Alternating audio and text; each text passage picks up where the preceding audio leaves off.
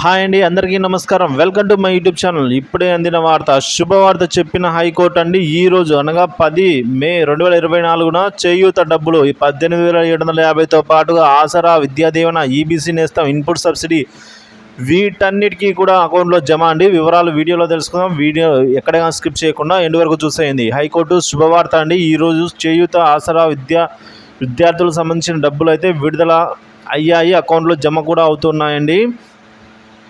So video నచ్చినట్లయితే ఒక like చేయండి. నేడు ఒక్కరోజు అంటే ఈ ఒక్కరోజు మాత్రమే నిధుల పంపిణీకి హైకోర్టు అనుమతి ఇచ్చింది. ఏ నిధులు అంటే విద్యా దీవెన, ఆసరా, ఈబీసీ నేస్తం, ఇన్పుట్ సబ్సిడీ, చేయూత నిధులను ఎన్నికలు పూర్తయ్యే వరకు విడుదల చేయవద్దు అన్న ఈసీ ఆదేశాలపై హైకోర్టు స్టే విధించింది. నేడు ఒక్కరోజు నిధుల విడుదలకు వెసులుబాటు కల్పించిన హైకోర్టు అండి.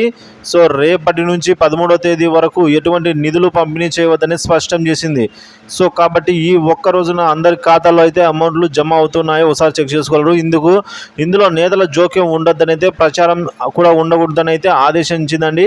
సో దీంతో నేడు లబ్ధిదారుల ఖాతాల్లో అయితే నగదులు జమ అయ్యే అవకాశాలు అయితే ఉన్నాయి.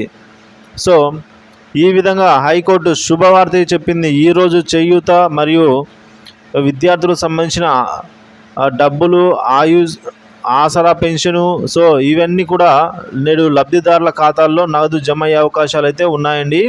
సో మొత్తం మీద చూసుకున్నట్లయితే ఈ 5 పథకాలకు సంబంధించి విద్యా దీవెన, ఆసరా, ఈబీసీ నేస్తం, ఇన్పుట్ సబ్సిడీస్, చేయూత నిధులన్నీ కూడా ఎన్నికలు పూర్తయ్యే వరకు పంపిణీ చేయవద్దు, కానీ ఈ ఒక్కరోజు పంపిణీ చేయవచ్చు అని చెప్పగా, సో రాష్ట్ర ప్రభుత్వం అందరికీ కూడా డబ్బులు పంపిస్తూ ఉంది. సో మీకు డబ్బులు జమ అయ్యాయా లేదా, ఈ 18,750 రూపాయలు మీకు చేయూత, ఆసరా కింద అయితే జమ అయ్యిందా లేదా అనేది కామెంట్ చేయండి.